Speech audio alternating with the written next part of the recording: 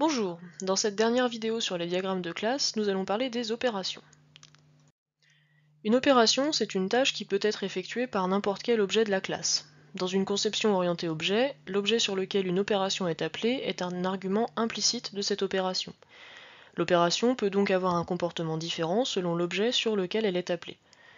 Tous les clients peuvent ouvrir un nouveau compte et devenir propriétaires d'un compte existant, mais l'opération devenir proprio d'un compte C aura un comportement différent si l'objet client sur lequel elle est appelée possède déjà ce compte ou non. Une opération peut servir à plusieurs choses. Elle peut simplement renvoyer le résultat d'un calcul. Par exemple, l'opération solde appelée sur un objet compte va renvoyer la valeur du solde de ce compte. Dans ce cas, l'objet mon livret A n'est pas modifié, ni aucun élément du système. Mais elle peut aussi modifier l'état du système. C'est un des principes de la conception objet. Il y a plusieurs façons de modifier l'état du système. On peut modifier la valeur d'un attribut. Par exemple, ici déposer un montant va modifier le solde du compte sur lequel l'opération déposée est appelée. On peut aussi ajouter ou supprimer des liens entre les objets du système. Par exemple, appeler devenir proprio sur l'objet Jean Dupont avec compte joint en argument va créer un lien entre Jean et ce compte correspondant à l'association propriétaire entre personne et compte.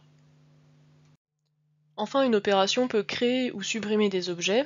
Par exemple ici, si on appelle ouvrir compte sur l'objet Anne, ça va créer un objet compte avec le solde passé en argument. On voit que ça va aussi créer un lien entre Anne et le compte créé, indépendamment de la création de l'objet.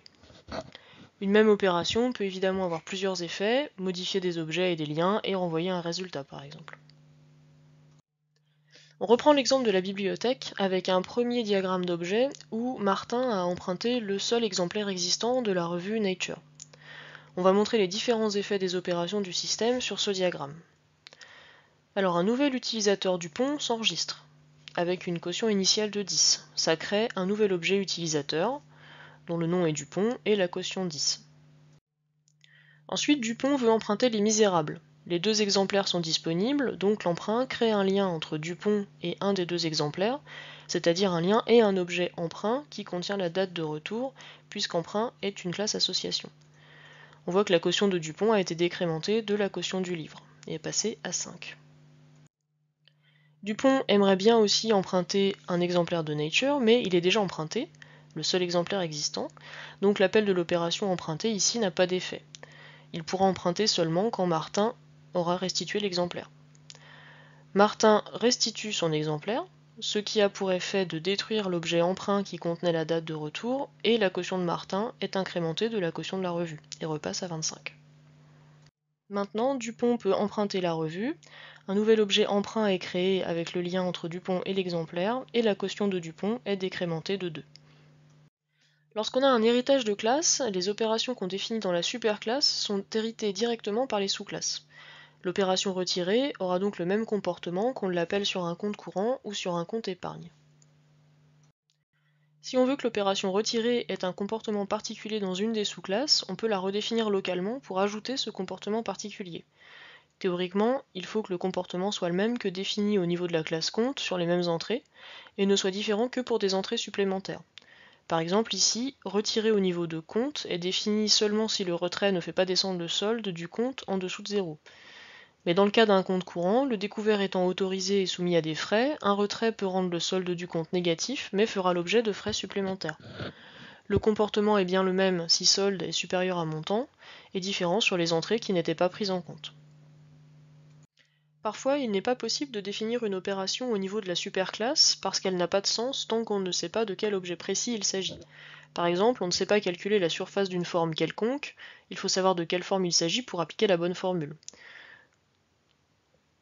On ne sait pas définir l'opération au niveau de la classe forme, mais on veut quand même imposer que toutes les classes qui héritent de forme définissent cette opération.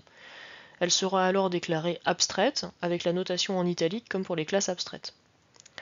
Alors à partir du moment où une opération d'une classe est abstraite, la classe elle-même doit être abstraite. On ne peut pas construire d'instance d'une classe dans laquelle toutes les opérations ne sont pas définies, c'est logique. Donc, forme est abstraite.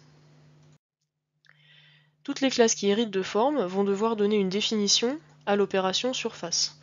Donc par exemple, les classes rectangle et disque vont définir l'opération surface. On voit ici que contrairement à la redéfinition d'une opération, les différentes définitions de l'opération surface n'ont pas de lien entre elles. Elles peuvent être totalement différentes puisque la superclasse ne dit rien sur l'opération à part sa signature. On dit alors que l'opération surface est polymorphe puisqu'elle peut prendre plusieurs formes. Elle est définie de plusieurs façons différentes dans différentes classes. Une autre utilisation des opérations abstraites, c'est dans les interfaces. Une interface, c'est pas une classe, c'est juste un patron qui ne contient que des opérations, et que des opérations abstraites, et qui sert de guide pour construire des classes. C'est un contrat que doit respecter une classe pour pouvoir être utilisée dans un certain contexte. Par exemple, pour pouvoir être triés, les objets d'une classe doivent être comparables, ça veut dire qu'ils doivent être munis d'une relation d'ordre et d'une relation d'égalité compatible entre elles. On se donne une interface comparable, avec deux opérations abstraites égales et supérieures. Si on veut pouvoir trier des ensembles de points, il suffit que la classe point définisse les opérations égales et supérieures de l'interface comparable, selon le sens que l'on veut qu'elles aient pour des objets points. On dit que la classe point réalise l'interface comparable.